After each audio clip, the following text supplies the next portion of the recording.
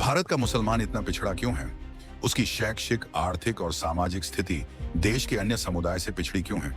इस सवाल का जवाब तलाशने और मुसलमानों के पिछड़ेपन को दूर करने के सुझाव देने के लिए हाल ही में centre for development policy and practice ने एक रिपोर्ट जारी की है।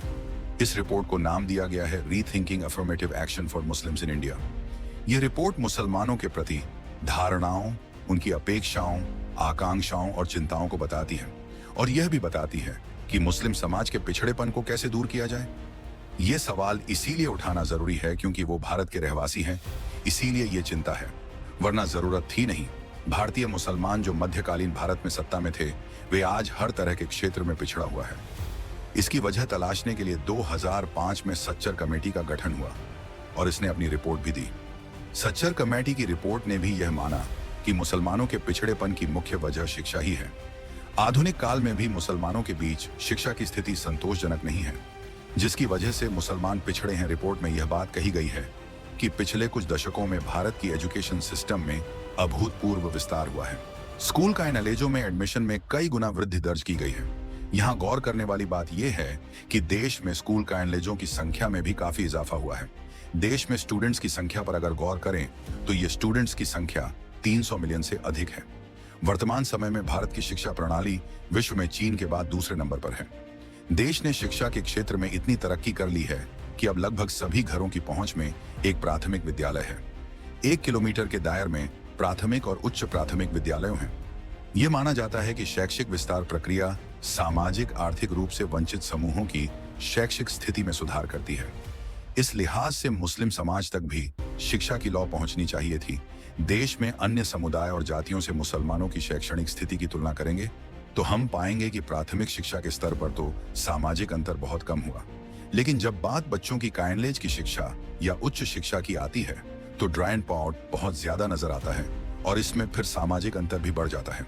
हालांकि बढ़ती उम्र में बच्चों में ड्रॉप आउट हर वर्ग में दिखता है, लेकिन पढ़ाई छोड़ने में एक स्पष्ट सामाजिक भेदभाव है जो मुस्लिम परिवारों में बहुत ज्यादा हो जाती है। हिंदू की सवर्ण जाति से अगर तुलना करें तो मुसलमान कॉलेज की पढ़ाई में उनसे काफी पीछे हैं।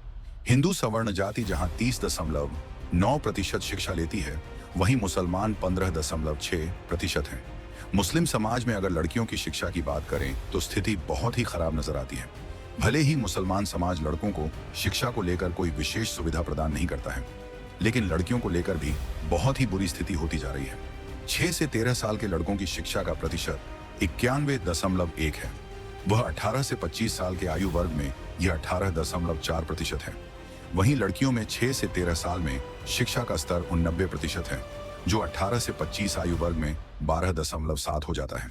14 से 17 साल के आयु वर्ग में यह प्रतिशत 64.3% का है।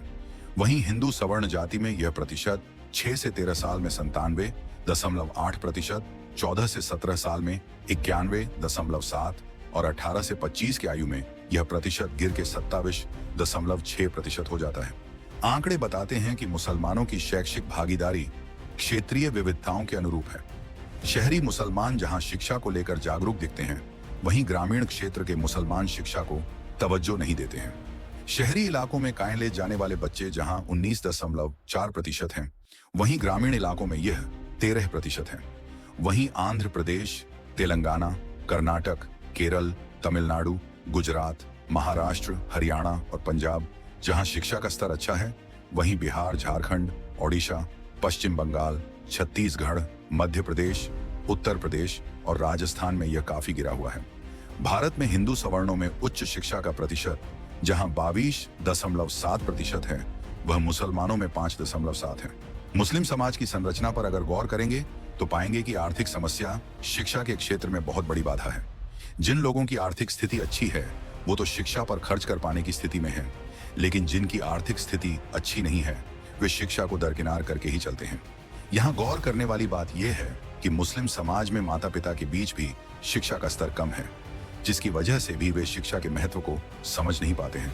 जो लोग इस सुख से वाकिफ हैं, वे अपने बच्चों को शिक्षा दिलाना चाहते हैं। इस पर आपकी क्या राय है? कमेंट में जरूर बताएं। धन्यवाद।